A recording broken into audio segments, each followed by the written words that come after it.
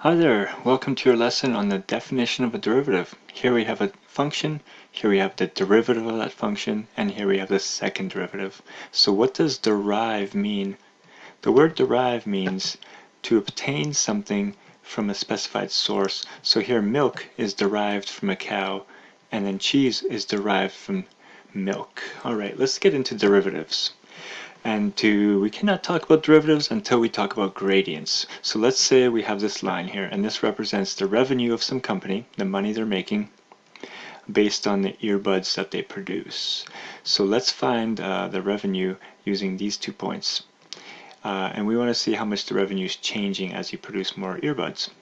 So let's take a look. We know that when we have a line, to find the change along that line, we can just find the slope. So we can find what's called the rise, and we can find what's called the run. Rise means the change in y values, rise means change in y, and run means change in x values. So over here, we can see if we go from this value to here, those y values go from 500 to 1000, therefore y values go up by a rise of 500. How about the run here? From 0 to 50. So the run is 50. So our slope, we know there's a formula for slope, y2 minus y1 over x2 minus x1. Basically that formula gets us the numbers we just found here by looking at the graph. But we can figure it out here also. So y2, 1000 minus 500 is 500. And for the run, we do 50 minus 0 equals 50. So it's the same numbers we saw here from the graph. 500 over 50 tells us that this company is making €10 revenue on every earbud sold. So it's always y per x. So €10 per earbuds. Okay, try the same thing by using these 2 points right here. So let's say you had to find the slope from here to here. And again, you began with the slope formula. What would be the values you replace in this formula? Tell me now. Okay, now check your work. Here's y2 minus y1, so that's 2000 minus 1000, because we can see that here. And for x2 minus x1, we have 150 minus 50. And those are the numbers that go in this formula, right? The change in y over change in x. And guess what? Same number, €10 per earbud. Of course it's the same number, because this is a line, and every line has a constant slope. We have found slope here, and we found slope here, and we see it's the same slope. Okay, slope is important because slope leads us into derivatives. So we know when we have a line like this, to find the slope, we can do change in y over change in x, which is just that formula we just saw. So for this example, it would be 5 minus 2, that's the change in y, and 3 minus 1, that's the change in x, and we get 3 over 2. That's the slope of that. Okay, you've been doing slopes of lines for a long time, but what if you had this curve and somebody said, tell me the slope of this curve? What would you say?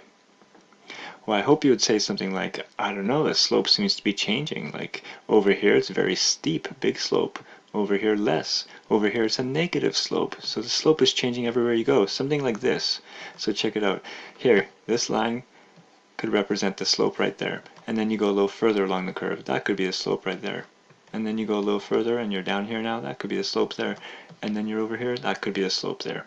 These blue lines are very important. They are called tangent lines, and they represent the slope. So this is the big idea we're going to begin with. And let's check this out online.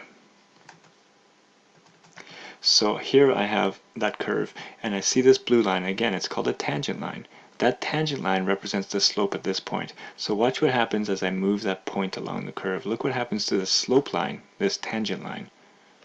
Okay, as I go along, oh look, the slope is less, the slope is less. At the top of the curve, there's actually no slope. It'll be a totally horizontal line. And then the slope is now negative. Now steep negative, less, less, less. Now no slope, oh, and now positive again. So that's how we can figure out the slope on a curve. There's actually many different slopes, but at each moment, at each point on the curve, there is a specific slope, and it can be found by finding that tangent line. And we know how to find the slope of a line, so if we can find the slope of the tangent line, we know the slope at that specific location. Alright, so that's slope approximated by a tangent line. Alright, let's keep going.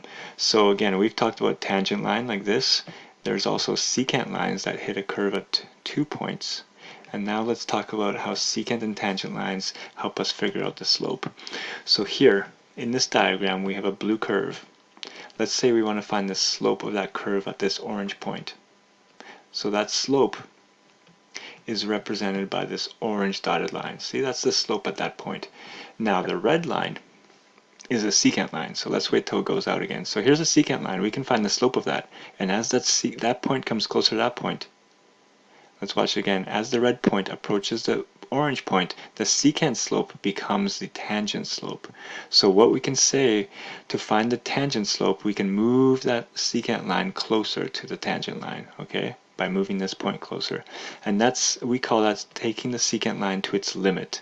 Okay, we move this point as close as possible to this point, to its limit, and then we have an approximation of the tangent line. So we can find the slope of the tangent line by finding the slope of the secant as the secant gets really close to there. Okay, let's recap those ideas. Here's a curve. There's 2 points here. Connect those two, we have a secant line. The slope of this secant line is said to be the average rate of change. So somebody said, what's going on from here to here, and you found that slope. You could say that's the average change from here to here. But now, if you move that point closer to here, you'll end up with a tangent line. Now that tangent line, the slope of the tangent line is the limit of the secant line. So we said the limit because we take that point to its limit as close as it can get here, and now this slope of the tangent is the limit of that secant line. But more specifically, the slope of the tangent line is called the instantaneous rate of change. So again, the blue one was the average rate of change, but as soon as we find the slope of a tangent line, we say that's the rate of change or the slope at that instant, at that moment in time, instantaneous rate of change. Okay, these are key ideas. You might want to pause and just soak this up. Okay, so now let's find the instantaneous rates of change, which are gradients at different points on this curve. So let's say we begin, okay, that curve, by the way, is y equals x squared. So we want to find the slope. We want to find the slope at different points along this curve. Let's say we go to, here's x equals -1, here's x equals -2. So at that point here, x is -2 there. So when x is -2, I want to know the gradient. What's the slope right here? Well, the slope again is found by finding a tangent line. So here's the tangent line at that point, x equals 2. Sorry, x equals -2. Now what's the slope of that one? Well, to find the slope, we can draw this slope triangle, and then we can see it goes down 4 over 1. So the slope of this red tangent line is -4, and that's the gradient at that point, -2. Alright, let's try the next point. So now we're going to look at the point x equals -1 right here. And we're going to try to find the gradient right there, the slope right there. Okay, so I'm going to say at x equals -1, and now I'm going to draw the tangent line. There's a tangent line. So what's the slope of that tangent line? How about you try? Okay, now let's double check. I made a little slope triangle there. I can see it goes down 2 over 1. So that means the slope is -2. Okay, next, let's keep going. Next point we have here is x equals 0. So at x equals 0, we want to find out the slope right there. So what is it? Well, guess what? If you draw a tangent line, it looks like that. And that's a horizontal line. Horizontal lines have no slope. Therefore, the gradient there is 0. The slope is 0. Okay, let's move on to the next point.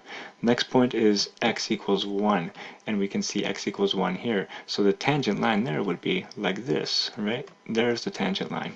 So now what's the slope of this one? Again, I can draw a little slope triangle, and now I can see it goes up 2 and over 1. So the slope there is 2, or the gradient at that point is 2. Okay, one more. Okay, now we're going to try to find the slope at this point, where the x value is 2. So when x equals 2, what's the slope? So here's x equals 2, and now we're going to find the slope. So let's draw the tangent line. There it is. See if you can make a slope triangle and find the slope. So here's my slope triangle. I can see it goes up 4 units over here, while it goes over 1 unit. So that means the slope is 4. The gradient is 4. At that point x equals 2, that tangent line had a slope of 4, therefore the gradient is 4. What do you notice happening with the gradient here? There's a simple pattern, or actually, I have a better question for you. We want to make an equation for the gradient.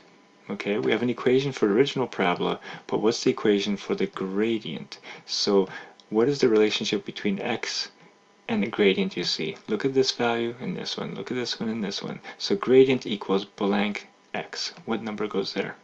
Well, I hope you came up with 2. Every time you have an x value, the gradient is double it. For example, we have an x value of -2, the gradient there was -4, that's doubled. When we had an x value of -1, the gradient was -2, that's doubled.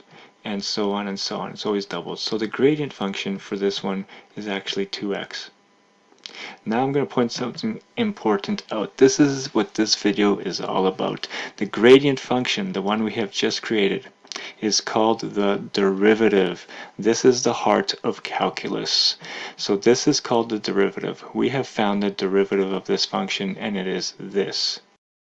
Okay, and this is so central to this unit and to further mathematics that you will do. So let's just say it again.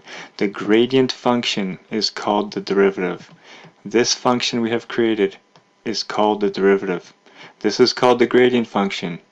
It is also called the derivative. So this is the derivative of this. Okay, let's go on from there. So to wrap up this video, we're going to recap that. The gradient function is called the derivative. Alright, it is denoted using this notation, f primed of x. That little thing there means derivative. Okay, another way, an alternate notation for f primed of x is dy dx. This should look familiar. Change in y. When we had the equation for slope, it was change in y over change in x. That's what this is. Delta y over delta x. Delta being that triangle symbol, which means change. So this is basically saying the slope, and derivative is a slope. Derivative is the slope of the tangent line. So this is not mysterious notation. This is just saying the slope of the tangent line. Alright, sometimes we use different variables. It's not always y and x. So we could have s and t, we could have v and t, and you'll see examples like that. So now let's talk about the gradient function a little bit more. So here was the function we had, y equals x squared. We found the gradient function, and we found it to be 2x. So notice I'm writing here y primed. That's the same as writing f primed of x. Y primed. This means the derivative. So our gradient function of this was 2x. That's the derivative. Okay, we can also write that dy dx. Okay, we saw that here. So this means the same thing as this. It's 2x. Now, we can also write this function in this form with function notation. F of x equals x squared means the same as that. So now when we write that as a derivative, we would write f primed of x equals 2x. So pause and just make sure you understand all that. And let's end this video here. There'll be another video to follow up. Make sure to watch it. It's important that you keep up with the work we're doing today. Alright, we'll see you soon.